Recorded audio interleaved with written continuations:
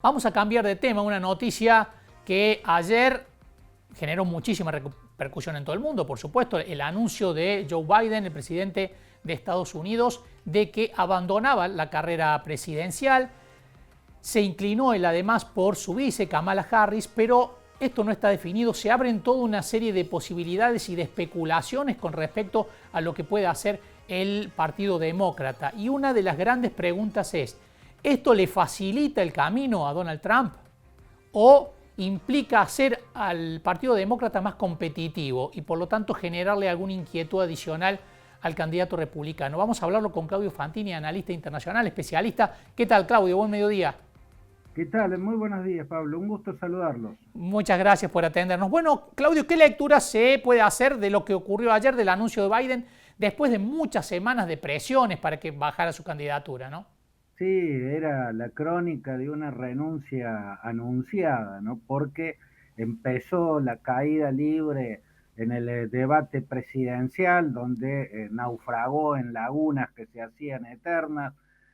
Continuó esa caída libre, yo en ese momento lo planteé en los siguientes términos. El disparo en Pensilvania que le hirió la oreja a Donald Trump liquidó la candidatura de Biden. No obstante, él persistía en que no iba a dar un paso al costado y que él iba a derrotar a Trump, pero vinieron nuevas lagunas y la que ya significó el tiro de gracia fue olvidar el nombre de su secretario de defensa y llamarlo el hombre negro, Sí, terrible. pero ya estaba liquidado. Yo creo que lo que más adelantó esta decisión fue lo que escribió en el diario Washington Post, casi dirigido a Jill Biden, a la esposa del actual presidente, quien es la viuda de Ben Bradley, que fue un gran secretario de redacción y director del diario The Washington Post, y que sufrió el mismo problema, empezó a tener la misma declinación en sus facultades mentales, y esa carta es maravillosa porque va explicando cómo la lucidez permanece, pero vienen los lapsus, y uno cuando vuelve la lucidez tiende a pensar que los lapsus no van a regresar, pero regresan y cada vez son más largos. Creo que haber leído la carta de la viuda de Bradley debe haber convencido a Jill Biden, la esposa del presidente, de que debía dar un paso al costado, porque hasta acá ella era la palabra más valiosa en ese tema y ella estaba encerrada en que debía mantener su postulación. Bueno, esa postulación ya cayó. No creo que esto lo beneficie a Trump lo beneficiaba la decadencia física evidente del candidato rival y eso queda reemplazado por una candidatura más joven. Cualquiera de los nombres que están en danza es sub 60, digamos, ¿no? Todos están por debajo de los 60 años, son candidatos jóvenes, y hay varios nombres que serían muy competitivos, no solamente Kamala Harris, sino también, por ejemplo, Gretchen Whitmer, que es la gobernadora de Michigan, muy popular en su estado porque lo gobierna muy bien y conocida a nivel nacional porque organizaciones de ultraderecha en muchas oportunidades intentaron secuestrarla. Uh -huh. También está Gavin Newsom, que es el gobernador de California. Yo creo que va a terminar siendo el candidato a vice de una fórmula encabezada por Kamala Harris. Está Pritzker, que es el popular gobernador de Illinois, un tipo muy particular, con mucho carisma. Bueno, la última palabra no está dicha, pero es como que quien quedó con ventaja para hacerse con esa candidatura es Kamala Harris. Uh -huh. Para quien no la conoce, Kamala Harris, ¿qué puntos fuertes tiene, Claudio, y qué puntos débiles tiene en la competencia con Trump? El punto fuerte de Kamala Harris es que es una mujer que representa en sí misma una mixtura de culturas y de razas. Ella es hija de un inmigrante jamaiquino, Harris, su padre, era un afroamericano de Jamaica, y su madre venía de la India, ¿no? Incluso es hinduista, ella se formó en la religión hinduista y en el protestantismo, en el cristianismo de su padre. Esta mixtura de razas y de culturas yo creo que la enriquece, además tiene por detrás una carrera muy importante como funcionaria judicial. Eh, y como vicepresidenta, si bien no brilló lo que se esperaba que brillaría, tiene algo de heredado de Biden. Es una figura que le gusta a los progresistas y que no aleja al centro.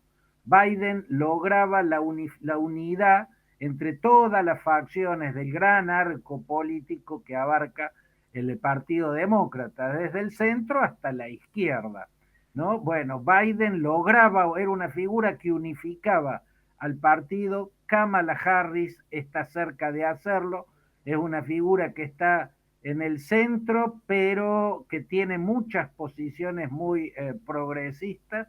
Si fuera acompañada por Gavin Newsom, el gobernador de California, es más progresista aún, está más cerca del ala de la izquierda del Partido Demócrata. Yo creo que sería una fórmula muy, muy fuerte. Y Biden no la tiene asegurada la reelección. Tenía más ventajas si perdón, Trump no tiene asegurada la reelección. Tenía más ventajas si el candidato era Biden, bueno, por esa decrepitud, esa senilidad que se estaba manifestando tan acelerada y tan patéticamente, pero no la tiene contra candidatos más jóvenes. No es la mitad más uno de los norteamericanos, Donald Trump. No tiene la mayoría de los norteamericanos, tiene la mayoría en el Partido Republicano. Así todo, hay un 20% de republicanos con figuras notables, ¿no? Como Mitt Romney, por ejemplo, que están en contra, lisa y llanamente en contra.